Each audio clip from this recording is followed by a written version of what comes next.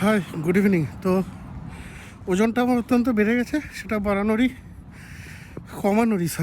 কমানোরই জন্য প্রস্তুতি শুরু করে দিয়েছি। ঠিক আছে, আজকে সকাল থেকে হাঁটা শুরু হয়েছে, ডায়েটিং শুরু হয়েছে। আজকে লাইট ডায়েট ছিল, এক সপ্তাহ একটু লাইট ডায়েট থাকবে, তারপর কাল থেকে স্ট্রিক্ট ডায়েট শুরু করব। আর এক সপ্তাহ পর থেকে স্ট্রিক্ট ডায়েট হবে। আজকে প্রথম দিন আমি চিটিং করে ফেলেছি, যেটা করা একদমই উচিত হয়নি আমার।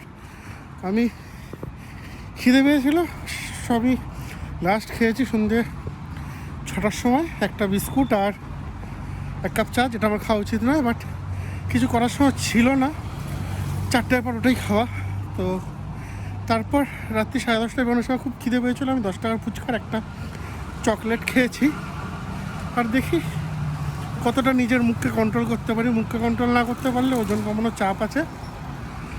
11টার সময় বাড়ি ঢুকবো, 11টা 15 অবধি 10 মিনিট হাঁটতে হবে, মোটামুটি 10 মিনিটে 1 কিলোমিটার কভার করতে হবে, 1 থেকে 2 কিলোমিটার, যাতে ওজনটা একটু কমে।